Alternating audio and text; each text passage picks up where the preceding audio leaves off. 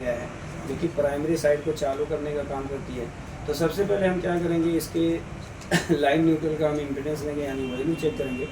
Value check करने से ये पता चल जाता है कि हमारा प्राइमरी साइड में जो मॉसफेट लगे होते हैं, बूस्ट सर्किट होता है, ब्रिज होता है, वो सारी चीज़ें ओके है कि नहीं है, वो सारी चीज़ों का इन्फॉर्मेशन मिल जाता है। तो इसके लिए हम मल्टीमीटर को डायोड मोड पे सेट करेंगे और यहाँ पे देखेंगे तो एक लाइन होता है, एक न्यूट्रल का यहाँ पे ट्रैक होता है जो एसी सप्लाई का होता है। तो सबसे पहले हम क्या करेंगे, इसी पे इम्पीडेंस लेंगे, मल्टीमीटर को हम डायोड मोड पे सेट करेंगे। तो यहाँ पे कुछ वैल्यू आकर अगर चला जाता है तो इसका मतलब ब्रिज तक हमारी सप्लाई ओके होती है, यानी ब्रिज तक हमारी सप्लाई जो लाइन न्यूट्रल की जा रही है उसमें कोई भी प्रॉब्लम नहीं होता है। तो यहाँ पे वैल्यू आगे चला गया, इसका मतलब ब्रिज तक हमारी सर्किट ओके है। उसके बाद हम क्या करेंगे, ब्रिज को भी चेक करेंगे। तो ब्रिज को दो तरीके से चेक किया जाता है, एक फर्स्ट एंड लास्ट पे लगाएंगे तो यहाँ पे हमें वैल्यू देखने को मिलेगा, और एक हम यहाँ पे लगाएंगे तो वैल्यू आएगा, और यहाँ पे अगर हम लगाएंगे तो हमें वैल्यू देखने को मिल रहा है। इसका मतलब ब्रिज भी हमारा ओके है। अब ईस्टमैन माइक्रोटेक के चार्जर में अगर हम देखेंगे तो यहाँ पे पीएफसी सर्किट बेस ये चार्जर होता है, इसमें पीएफसी सर्किट का यूज़ किया गया है। तो यहाँ पे हमें 3 मॉसफेट लगे हुए दिखाई देते हैं, जैसा आप देख सकते हैं यहाँ पे 3 मॉसफेट का यूज़ किया गया है। ये पावर डायोड होता है, ये बूस्ट मॉसफेट होता है, और ये दोनों PWM स्विचिंग मॉसफेट होते हैं जो मेन ट्रांसफार्मर को चालू कराने के लिए इनका यूज़ किया जाता है। तो सबसे पहले हम इनका भी इम्पीडेंस लेंगे और देखेंगे कि क्या फॉल्ट है। तो यहाँ पे देखेंगे पावर डायोड है। वैसे सीरीज़ में जो डायोड होते हैं वो कभी ख़राब नहीं होते हैं, पैरेलल में जो डायोड लगे होते हैं उन्हीं के ख़राब होने के चांस सबसे ज़्यादा होते हैं। सीरीज़ वाले में कम ही चांस होता है कि वो ख़राब होते हैं। तो यहाँ पे है ये PWM मॉसफेट है। अगर हम PWM मॉसफेट को चेक करेंगे तो हमें ड्रेन टू सोर्स क्या दिखाना चाहिए, सेम वैल्यू दोनों मॉसफेट का आना चाहिए, यानी ड्रेन टू सोर्स और गेट टू सोर्स जब चेक करते हैं तो हमें सेम वैल्यू देखने को मिलेगा। तो एक बार हम यहाँ पे लगाएंगे और एक बार यहाँ पे लगाएंगे तो 600 प्लस वैल्यू आता है। तो सेम वैल्यू यहाँ पे भी देखने को मिलेगा, सेम वैल्यू आ रहा है। अब हम क्या करेंगे, ड्रेन सोर्स चेक करेंगे, यानी मॉसफेट की चेकिंग करेंगे। देखो, जब भी आप किसी भी सर्किट पे लगे हुए मॉसफेट को गेट टू सोर्स चेक करते हैं तो हम किसकी सप्लाई चेक करते हैं, गेट की सप्लाई चेक करते हैं कि गेट की सप्लाई ओके है कि नहीं ओके है। गेट टू सोर्स चेक करने पर मॉसफेट की चेकिंग नहीं होती है, हमेशा वो अपने ड्राइवर सेक्शन यानी गेट की सप्लाई के बारे में बताता है कि गेट की सप्लाई ओके है। तो यहाँ पे 2 मॉसफेट पेयर में होते हैं, एक का सोर्स पॉजिटिव होता है, एक का सोर्स नेगेटिव होता है। क्योंकि एक का मॉसफेट अगर देखेंगे तो ये क्या करते हैं, स्विचिंग करने का काम करते हैं। तो जो फर्स्ट मॉसफेट होगा इसका जो सोर्स होगा वो सेकंड मॉसफेट के ड्रेन से जुड़ा होता है, और सेकंड मॉसफेट का जो सोर्स होता है वो आपका नेगेटिव रहता है, ठीक है। और यही सोर्स ड्रेन जंक्शन जो होता है वो मेन ट्रांसफार्मर के प्राइमरी वाइंडिंग से जुड़ा होता है, क्योंकि जब ये दोनों मॉसफेट यहाँ पे स्विच करते हैं तभी मेन ट्रांसफार्मर का प्राइमरी वाइंडिंग चालू होता है और सेकेंडरी से हमें चार्जिंग वोल्टेज देखने को मिलता है। तो ड्रेन टू सोर्स जब चेक करेंगे तो हम मॉसफेट की चेकिंग करते हैं। तो 300 या 400 प्लस वैल्यू आना चाहिए। इसमें भी अगर हम देखेंगे तो वही वैल्यू आना चाहिए, यानी जब भी आप PWM मॉसफेट की चेकिंग करोगे तो gate to source, drain to source आपकी वैल्यू सेम आनी चाहिए। अगर किसी की वैल्यू बढ़ रही है या घट रही है तो उसके सप्लाई में या उसके गेट की सप्लाई में आपको फॉल्ट देखने को मिलता है। ये बूस्ट मॉसफेट है। अब बूस्ट मॉसफेट को जब हम चेक करेंगे तो यहाँ पे देखेंगे तो ये OL दिखा रहा है, मतलब गेट टू सोर्स चेक करने पर कोई भी वैल्यू नहीं दिखा रहा है। शायद इसमें मॉसफेट को चेंज किया गया है कि नहीं। तो गेट टू सोर्स चेक कर रहे हैं तो ये कोई भी वैल्यू नहीं दिखा रहा है, और जब हम ड्रेन पे लगाएंगे और जब सोर्स को चेक करेंगे तो यहाँ पे 400 प्लस वैल्यू आ रहा है। इसका मतलब मॉसफेट ओके है, लेकिन गेट टू सोर्स वैल्यू ना आने का रीज़न क्या है कि इसका मतलब यही कि गेट की सप्लाई मिसिंग है, यानी गेट की सप्लाई या तो इसकी सप्लाई ब्रेक हो गई है या इसका प्रिंट निकल गया होगा। कोई भी चीज़ हो सकता है कि इसकी गेट की सप्लाई कोई भी वैल्यू नहीं आ रहा है, या तो इसके सप्लाई में जो 22 ओम का रजिस्टर या 30 ओम का रजिस्टर लगा होता है, अगर वो वैल्यू को बढ़ा देगा तब भी आपको गेट टू सोर्स कोई वैल्यू देखने को नहीं मिलता है। वैसे अगर देखते हैं कि गेट टू सोर्स चेक करेंगे तो अगर रजिस्टर वैल्यू बढ़ाता है तो इसकी वैल्यू बढ़ जाती है, लेकिन हमारे केस में क्या हो रहा है कि यहाँ पे कोई भी वैल्यू शो नहीं कर रहा है, लेकिन ड्रेन टू सोर्स चेक करने पे हमें वैल्यू देखने को मिल रहा है। इसका मतलब क्या है कि प्रॉब्लम इसके बूस्ट सर्किट में।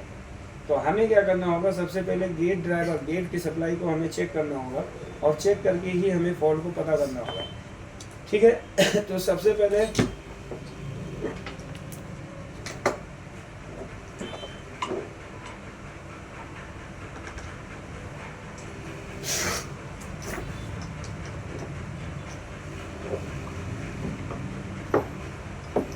दिखेगा नहीं,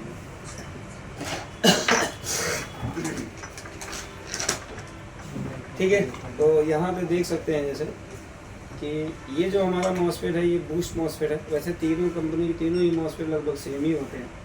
तो ये है क्या है, बूस्ट मॉसफेट है और ये इसका पावर डायोड लगा हुआ है। तो यहाँ पे देखेंगे तो ये इसका गेट है, ये ड्रेन है, ये सोर्स है, ठीक है। तो ये पीएफसी सर्किट होता है, ये यहाँ पे बूस्ट मॉसफेट का यूज़ किया जाता है। बूस्ट सर्किट यानी पीएफसी सर्किट को ऑपरेट कराने के लिए यहाँ पे देख सकते हैं एक बूस्ट कॉइल लगा हुआ है और ये इसका पीटीसी का यूज़ किया गया है। यहाँ पे एक पावर डायोड रहेगा, एक नॉर्मल डायोड का यूज़ किया जाता है। यहाँ पे देखेंगे जो दो ट्रांजिस्टर देखते हैं ये बूस्ट ड्राइवर यानी बूस्ट मॉसफेट के गेट को ड्राइव करने के लिए ये ट्रांजिस्टर का यूज़ किया जाता है। ये ट्रांजिस्टर में एक आपका होता है पीएनपी होता है और एक आपका एनपीएन होता है, ठीक है। इसको ड्राइव करने के लिए यहाँ पे 17 वोल्ट की सप्लाई यानी बीसीसी सप्लाई दी जाती है। यहाँ पे वोल्टेज कब आता है, जब हम स्विच को चालू करते हैं। और स्विच के लिए वोल्टेज जो बनाया जाता है वो ब्रिज के पॉजिटिव से कुछ रजिस्टर को सीरीज में लगाकर यहाँ पे देखेंगे तो इसका एक्सटर्नल स्विच दिया होता है। इसको ऑपरेट करने के लिए यहाँ पे देखेंगे कि आपका एक ट्रांजिस्टर दिया है, ये ट्रांजिस्टर होता है और ये एक डायोड का यूज़ किया गया है, जेनर डायोड का, जो कि इसके बेस की वोल्टेज को फिक्स करने के लिए होता है। तो यहाँ पे एमीटर इसके कलेक्टर पे इनपुट दिया जाता है और ये क्या करता है, जब ये चालू होता है बेस तो ये एमीटर टू कलेक्टर वोल्टेज को पास करता है। और ये स्विच होता है, स्विच का एक टर्मिनल एसी ट्रांजिस्टर के कलेक्टर से जुड़ा होता है स्विच से जुड़ा होता है और दूसरा टर्मिनल जो जुड़ा होता है वो आउटपुट से जुड़ा होता है। यानी यहाँ से जब स्विच को चालू करेंगे तो 17 वोल्ट की सप्लाई पास की जाती है। लेकिन ये जो चार्जर हैं इसमें इसके 3 मॉडल हैं। एक ईस्टमैन माइक्रोटेक के जो 2 नए मॉडल मार्केट में चल रहे हैं उसमें यहाँ पे स्विच को ऑपरेट कराने के लिए 17 वोल्ट दिया जाता है। लेकिन ये जो चार्जर हमारे पास है इसको यहाँ पे 14 वोल्ट की सप्लाई दी जाती है और जब स्विच को चालू करते हैं तो यहाँ पे 6805 ऑसिलेटर आईसी लगी है जो आपके PWM सेक्शन को और PFC यानी बूस्ट सर्किट को चलाने के लिए 2 आउटपुट बनाती है। लेकिन इस आईसी का कुछ रिक्वायरमेंट वोल्टेज होता है, उस रिक्वायरमेंट वोल्टेज को जब पूरा किया जाता है तभी ये आईसी अपना आउटपुट देगी, तभी PFC सर्किट काम करेगा और जब PFC सर्किट काम करेगा तभी PWM सेक्शन काम करेगा। ये इसका क्या होता है, ड्राइवर सेक्शन होता है। यहाँ पे ड्राइवर ट्रांसफार्मर का यूज़ किया गया। ये ड्राइवर ट्रांसफार्मर होता है, जो ड्राइवर ट्रांसफार्मर यहाँ से जो सेकेंडरी से वोल्टेज आउट करता है वो दोनों मॉसफेट के गेट को चलाने के लिए आउट करता है। तो यहाँ पे अगर हम देखेंगे तो यहाँ पे गम लगा होता है और यहाँ पे देखेंगे तो इसके सप्लाई में रजिस्टर का यूज़ किया गया है और यहाँ पे डायोड लगा है, ये रजिस्टर का यूज़ किया गया है। दिख रहा है ना आप लोगों को?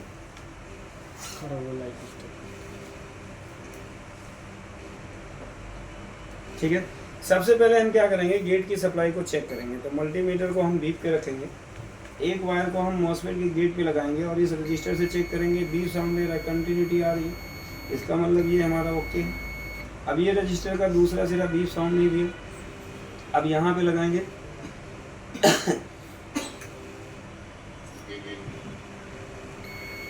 यहाँ पे बीप साउंड दे रहा है और ये है इसका T3 डायोड होता है जो कि इसके मॉसफेट के गेट की सप्लाई में लगाया जाता है। तो यहाँ पे बीप साउंड दे रहा है,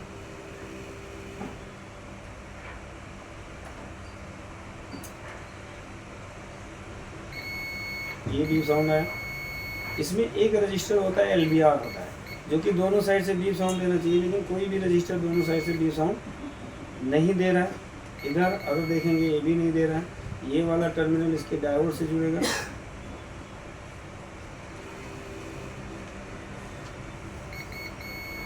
गम लगा है ना, इसकी वजह से बीप साउंड नहीं आ रहा है। तो ये आएगा और ये वाला जो रजिस्टर डायोड का सिरा होगा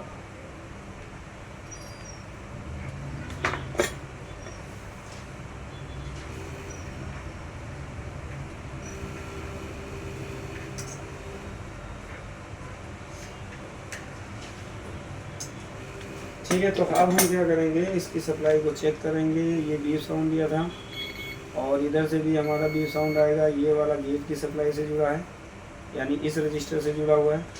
तो इसका मतलब क्या है कि यहाँ पे जो एक 22 ओम का रजिस्टर लगा होता है वो 22 ओम का रजिस्टर दोनों साइड से बीप साउंड नहीं दे रहा, क्योंकि गेट की सप्लाई में एक रजिस्टर LBR लगाया जाता है। क्योंकि फ्रीक्वेंसी यानी पल्स AC पल्स जब दिया जाता है तो उसकी स्पीड ज़्यादा होती है, उसकी स्पीड को कम करके गेट को दिया जाता है। तो यहाँ पे हम क्या करेंगे, ओम रेंज पे सेट करेंगे और हम यहाँ पे रजिस्टर को चेक करेंगे और ये रजिस्टर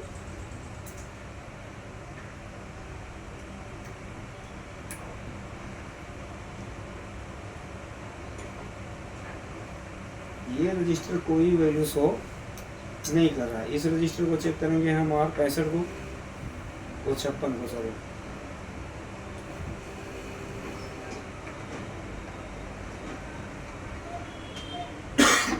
ये भी कोई वैल्यू नहीं दिखा रहा है। यहाँ पे अगर हम चेक करेंगे कोई वैल्यू नहीं दिखा रहा। 1 मिनट को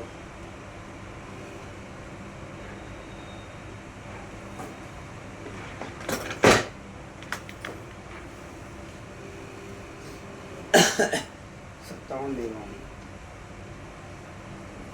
4.9 के। ये है 30 ओम का रजिस्टर और ये है 30 ओम का रजिस्टर। दो 30 ओम के रजिस्टर हैं, एक है 4.9 के का। तो यहाँ पे अगर हम देखेंगे जो बूस्ट मॉसफेट की गेट की सप्लाई में है, ये रजिस्टर जो होता है लगभग 5K का होता है और ये रजिस्टर लगभग 30 ओम का LVR होता है। ये डायोड होता है, ये भी क्या होता है कि आपका LVR ही होता है। तो यहाँ पे जब हम रजिस्टर को चेक कर रहे हैं तो हमें यहाँ पे कोई भी वैल्यू शो नहीं कर रहा है। हो सकता है कि गम लगा हो, तो ऐसे ये ब्लैक हुआ है, ऐसे पता चल रहा है कि जैसे ये जला हुआ है। यहाँ पे अभी भी कोई वैल्यू नहीं आ रहा है। गेट पे लगा के चेक कर लेते हैं, कोई वैल्यू नहीं आ रहा है।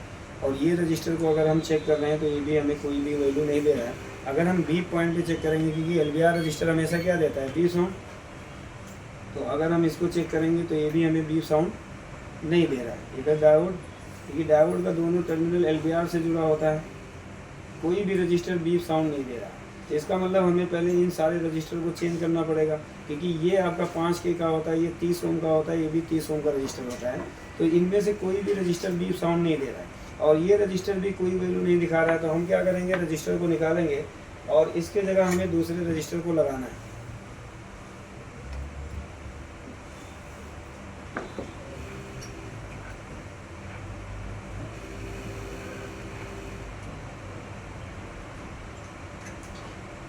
ये टूटा हुआ है, देखो जैसे ही मैंने आयरन लगाया ये रजिस्टर हमारा टूट गया है। इसका मतलब ये जला हुआ है। ये देखो ना, ये एक लेयर यहाँ पे निकल आया, तो इसका मतलब ये रजिस्टर हमारा यहाँ पे जल के टूट गया था। इसकी वजह से हमारा कोई भी साउंड, मतलब कोई भी वैल्यू नहीं दिखा रहा था ये रजिस्टर, है ना।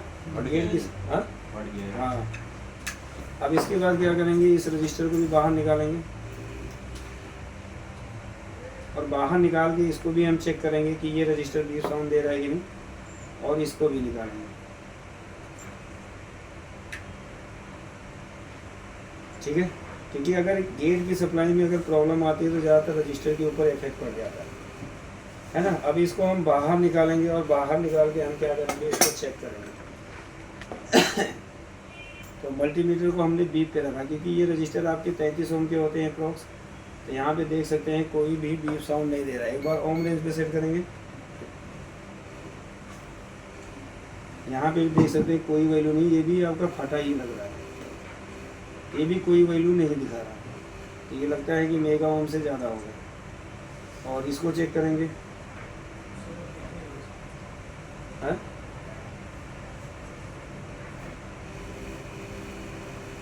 अभी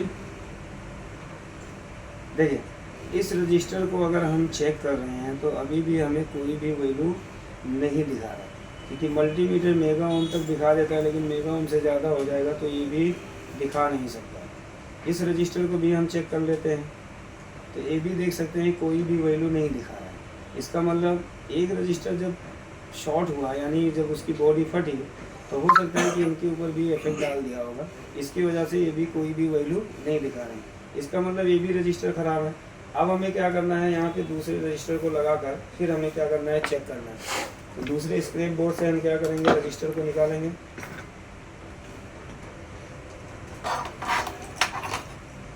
तो ये है स्क्रैप बोर्ड हमारे पास। तो इसमें से हम क्या करेंगे, रजिस्टर को निकालेंगे 3। जैसे कि एक रजिस्टर ये लगा हुआ है तो इसको हम निकालेंगे,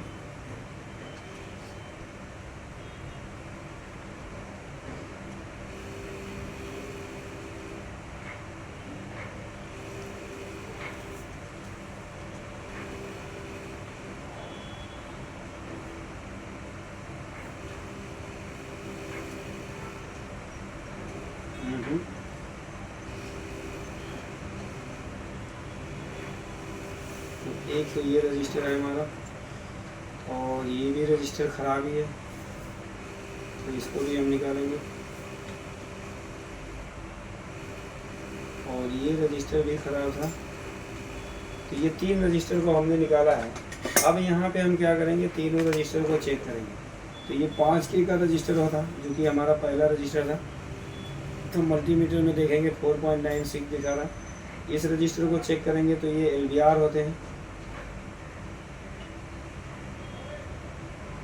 30 ओम, और इस रजिस्टर को हम चेक करेंगे तो ये भी हमारा 30 ओम के करीब वैल्यू आना चाहिए। ठीक है, तो ये रजिस्टर को हम क्या करेंगे, अब वहाँ पे लगाएंगे।